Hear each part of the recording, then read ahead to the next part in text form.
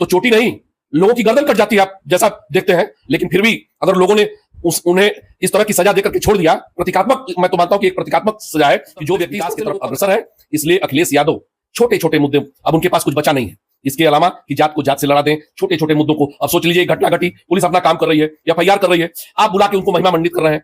आप एक बार 72,000 रुपए इनाम दिया गया, आप एक बार नहीं पूछ रहे हैं कि भाई आप विद्वान व्यक्ति हैं, वो 72,000 नहीं हुआ कुछ भी, उन्होंने तो जात वर्तमान में है पूरा प्रदेश उपाध्यक्ष भाजपा किसान मोर्चा विनय राय बंटी जी। चलिए आपसे वार्ता करेंगे। वर्तमान समय में ट्रेंड में चला हुआ है इटावा कांड। इटावा कांड को लेकर के तमाम विरोध हो रहा है ब्राह्मणों का, और ब्राह्मण विरोध कर रहे हैं यादवों का, और यादववाद और ब्राह्मणवाद, जातिवाद, तमाम सिस्टम चल रहे हैं वर्तमान समय में। जातिवाद को लेकर के लोग तमाम सोशल मीडिया पे तमाम वक्तव्य बना दे रहे हैं। चलिए आपसे बात होगी, जो इटावा कांड हुआ है, इटावा कांड को लेकर के। हमारे चैनल में आपका स्वागत है। बहुत बहुत धन्यवाद आप सभी को। इटावा में एक कांड हुआ है और उसको लेकर के समाजवादी पार्टी बहुत ही प्रखर है, दिख रही है, और ब्राह्मणवाद और यादववाद तमाम जो है जातिवाद फैलाया जा रहा है। क्या कहेंगे आप? देखिए, हम तो पहले ये कहना चाहेंगे कि इस मामले को बहुत तुल हम लोगों को नहीं देना चाहिए, क्योंकि आज के समय में जातिवाद से ऊपर इस देश और प्रदेश की जनता सनातन के रूप में अपनी पहचान बनाने के लिए जागृत हो चुकी है। आज केंद्र में नरेंद्र मोदी के नेतृत्व में सनातन के जो भी आयाम है, उन आयामों पर कार्य किया जा रहा है। ठीक उसी तरह से उत्तर प्रदेश के अंदर पूज्य योगी जी के नेतृत्व में सनातन संस्कृति की रक्षा के लिए जो कार्य किए जा रहे हैं, ऐसे में समाजवादी पार्टी या चाहे विपक्ष के लोग बौखलाए हुए हैं। देश के अंदर बहुत सारे मुद्दे हैं, लेकिन आज उनको कोई ऐसा गंभीर मुद्दा नहीं दिखाई देता। यह छोटे छोटे जातिवादी, चूंकि यह जातिवादी 20 बेल से पैदा हुए राजनीतिक दल हैं और इनको उन्हीं का केवल सहारा है। उनका यह भी घमंड लगभग इस समय टूट चुका है। एक उन्होंने नारा दिया है पीडीए का। मैं समझता हूं कि समाजवादी पार्टी की सरकार में सबसे अधिक दलित समाज का उत्पीड़न यादव बिरादरी के द्वारा अगर किया गया होगा तो समाजवादी पार्टी की सरकार में हुआ है।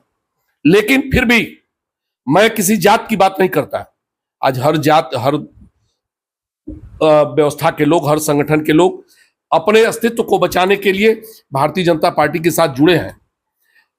रही बात समाजवादी पार्टी की, समाजवादी पार्टी की उत्पत्ति ही जातिवादी व्यवस्था से हुई है।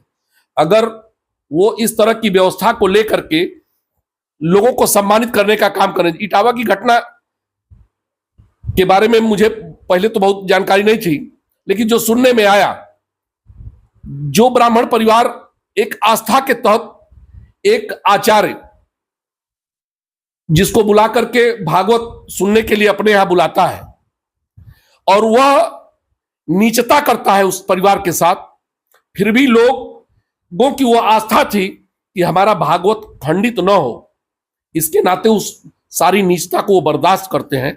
लेकिन जब मामला हद से ऊपर हो जाता है, तब वही नहीं, गांव के लोग मिलकर के उन्हें दंडित करने का काम करते हैं। आप देखिए, धर्म या कथा या कोई किसी जात विशेष की नहीं है। अगर यादव बिरादरी भी अच्छा व्यक्ति है, उसे अध्यात्म का बढ़िया ज्ञान है, भागवत का ज्ञान है, उससे करना चाहिए। लेकिन हमें ताज्जुब होता है कि आप यादव हैं तो फिर आपने पहचान क्यों मिटाने का काम किया? अखिलेश यादव जी तो कह रहे हैं कि नहीं, जाति हो, यादव जाति होने के नाते जो है सिर मुड़वा दिया गया, अभद्र व्यवहार किया गया, ब्राह्मणों ने अभद्र व्यवहार किया है। जो मुझे सुनने में आया है, सोशल मीडिया के माध्यम से जानकारी हुई कि उस व्यक्ति ने जो भागवत कथा कर रहा था, वह अपना पूरा आधार बदल दिया, अपनी सारी व्यवस्था बदल दिया, अपनी जाति बदल दिया और बदल करके लोगों को भ्रमित करने का काम कर रहा है। विद्वान व्यक्ति की कोई जाति नहीं होती। आप यादव हो, आप अच्छे भागवत, लेकिन वह विद्वान व्यक्ति नहीं है। ऐसे मायावी और दो कौड़ी के लोग जिन्हें कुछ बोलना आ गया, वो भी भागवत कथा करने चले गए, लेकिन उनकी मानसिकता जो है वह कहीं ना कहीं अपना रंग दिखाएंगे। और उस दौरान उस परिवार में उन्होंने रंग दिखाया, जिसके कारण उस परिवार ने एक मामूली सजा देने का काम किया है। ऐसे प्रकरण में तो चोटी नहीं, लोगों की गर्दन कट जाती है, आप जैसा देखते हैं। लेकिन फिर भी अगर लोगों ने उन्हें इस तरह की सजा देकर के छोड़ दिया, प्रतीकात्मक, मैं तो मानता हूं कि एक प्रतीकात्मक सजा है कि जो व्यक्ति इस तरह से लोगों को अंधकार में रख करके अपना कार्य कर रहा है, ऐसे लोगों को इस तरह की सजा मिलनी चाहिए। मान लीजिए इटावा में घटना घटी, इटावा की प्रशासन ने 4 लोगों के खिलाफ मुकदमा भी दर्ज किया, अन्य लोगों के खिलाफ भी मुकदमा दर्ज है। और एसपी साहब का बयान भी है कि इनकी तरफ से मिले हैं लोग, ये जो है अभद्रता का आरोप लगा रहे हैं लोग। लेकिन मान लीजिए इटावा में घटना घटी, लेकिन पूरे प्रदेश के ब्राह्मणों को, पूरे देश के ब्राह्मणों को जो टारगेट किया जा रहा है, ये होना चाहिए। देखिए अखिलेश यादव, मैंने इसके पहले भी कहा, आने वाले चुनाव में केवल जातियों का उनके पास सहारा है। न उनके पास कोई राष्ट्रीय मुद्दे हैं, न प्रदेश के अंदर कोई मुद्दा बचा हुआ है। आज उत्तर प्रदेश की सरकार पूज्य योगी जी के नेतृत्व में सारे मुद्दों पे काम कर रही है।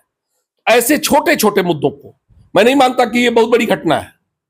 इतने बड़े, जहां 22 करोड़ की आबादी है, कुछ घटनाएं हो जाती हैं, लेकिन ऐसे मामले को तूल दे करके राजनीति करना, यह ओछी मानसिकता का परिणाम है। बड़े नेताओं के द्वारा, मान लीजिए पूर्व मुख्यमंत्री भी रह चुके हैं वो, भाई उनके द्वारा ही टारगेट किया जा रहा है केवल ब्राह्मणों को।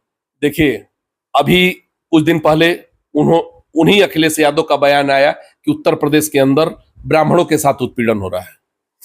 नया था, आपने सुना होगा कि उनका बयान आया कि ब्राह्मणों का उत्पीड़न हो रहा है। अरे इसके पहले हमने देखा कौशाम्बी की घटना और को, उसी घटना में ब्राह्मणों का कभी पक्ष लिए, तो फिर ब्राह्मणों के विरोध में अपना डेलीगेशन भेज करके वो पहले विरोध किया गया।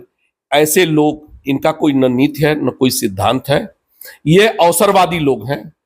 एन केन प्रकारेण सत्ता में रहते हुए प्रदेश का में भ्रष्टाचार, भय और अराजकता का माहौल कैसे पैदा करके हम शासन सत्ता में आ जाए, इस तरह के प्रयास का ये परिणाम है। मैं बार बार कहता हूं कि ये ऐसे जातिवादी बिस्बेल से पैदा हुए ये दल और ये अखिलेश यादव हैं, इनसे कोई बढ़िया आचरण की उम्मीद मैं समझता हूं कि उत्तर प्रदेश के लोगों को नहीं रखना चाहिए। इस तरह का आचरण इनके लिए आम बात है। आखिरकार ये लोग चाहते क्या हैं? मैं तो बता रहा हूं कि ये उत्तर प्रदेश में ये 27 का चुनाव अब नजदीक आ रहा है। जैसे जैसे चुनाव नजदीक आएगा, इस तरह की घटनाएं प्रायोजित, कुछ तो घटनाएं जहां समाज है स्वतः घटित हो जाती हैं, कुछ इनके द्वारा प्रायोजित करके इसी घटनाओं को उत्प्रेरित किया जाएगा। ऐसी घटनाएं कराई जाएंगी और करा करके समाज को गुमराह करने का प्रयास किया जाएगा। लेकिन मुझे पूर्ण विश्वास है कि उत्तर प्रदेश की जनता, अब वो मुलायम सिंह का जमाना नहीं रह गया। अब ये हाईटेक जमाना है, बच्चा बच्चा हाईटेक हो चुका है।